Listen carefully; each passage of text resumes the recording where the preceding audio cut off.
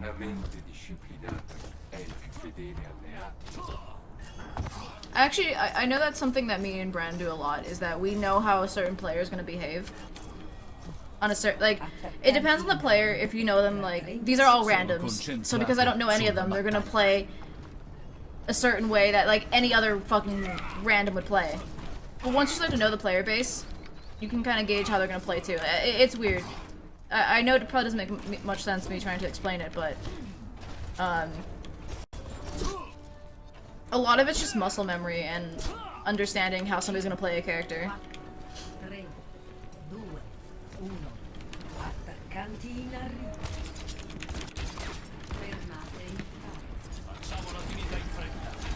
Like, for me to explain what I'm doing all the time would be really tiring, but I can try to explain it here if I come across something. If I come across an opportunity, like, I'm always thinking about what I'm doing, but if I come across an opportunity that looks like it would be helpful, I'll try to explain it.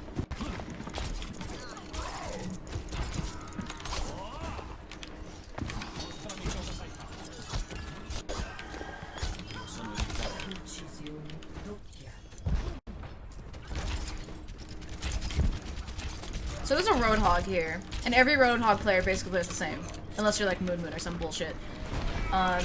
He's gonna try to grab me, and thank you.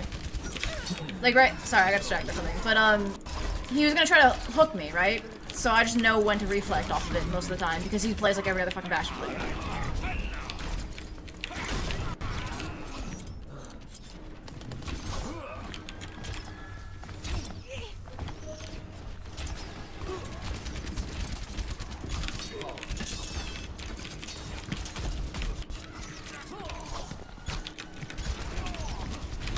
I fucked up there. I should die for this. Yeah. My reflect didn't come back up in time.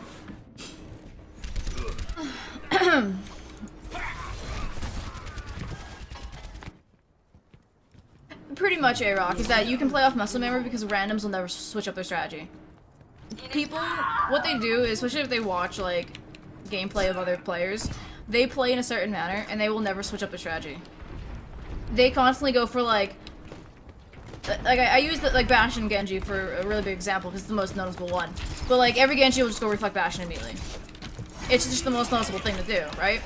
And nobody ever switches that strategy up. Nobody tries to, or rather, the Bastion doesn't try to switch up his strategy.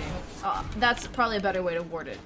The Bastion will always just try to fire at whatever the fuck's, you know, hitting him. Instead of how I mentioned, you can bait out the reflect by just firing 1 or 2 shots. Yes, you will take a little bit of damage, but it's not going to kill you. And then when Genji, he can't do anything during that reflect animation. So once the reflect animation's up, he can't do anything as long as you're still healthy, which you should be, unless, you know, you're getting sniped by Widow or some other random bullshit. But when he's that close to you, as Bastion, like, he's just gonna fuck you. Bastion's gonna kill you in like 1 second flat.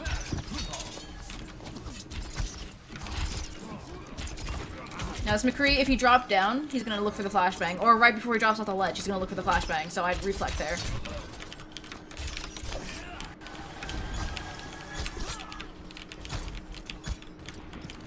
But the McCree didn't drop down, he just backed off.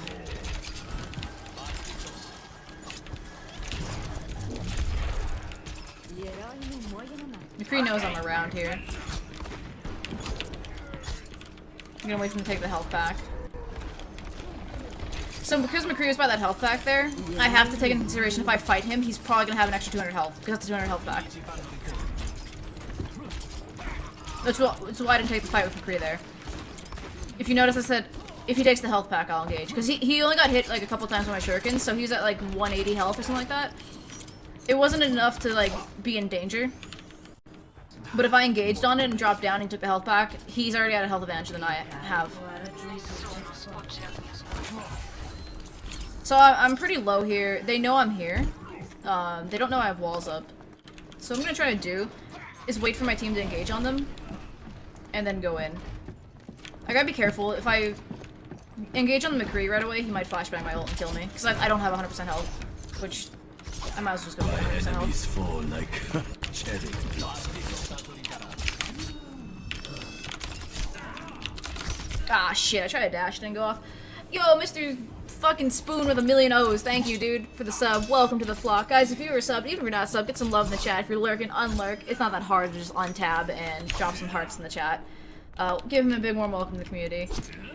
Show him what we're all about. Make sure you guys ain't being lazy. If you're in another fucking thing and you can only hear me, tab the fuck out. Tab back into the stream. Drop some love.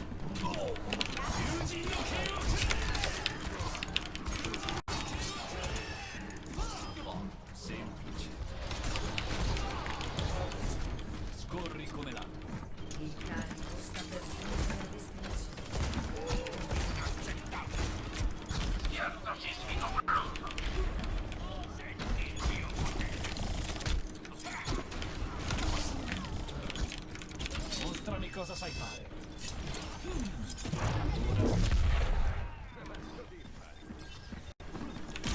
Mezzogiorno di fuoco.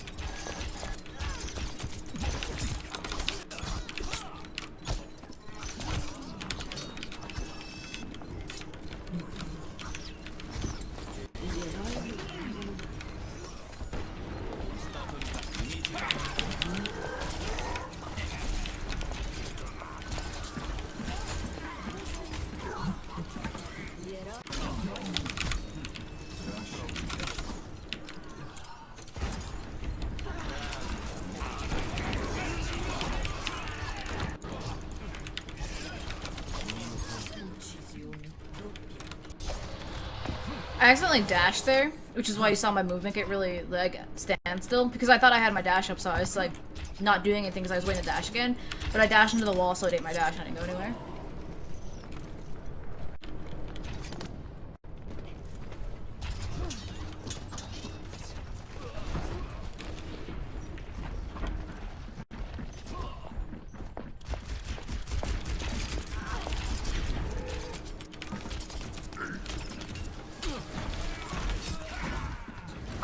Anyway, Iraq, I appreciate you asking the question, because for playing Smite for so long, this is why I said Smite wasn't fun to me anymore, because it's just like, I understand how everybody's gonna play the game. I'm not playing it at a competitive level, so it's just very boring. Everybody plays the same way, and I just, like, didn't have any Smite commentary anymore because it was just the same thing over and over again.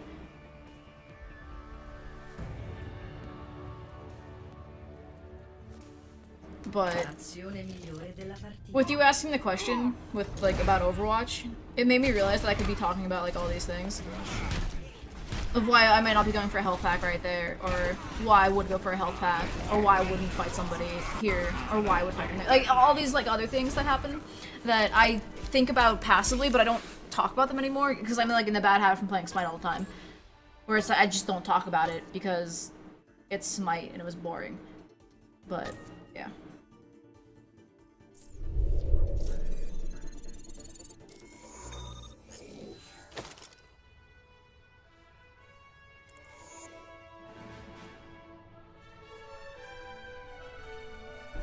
Though talking is hurting my throat again.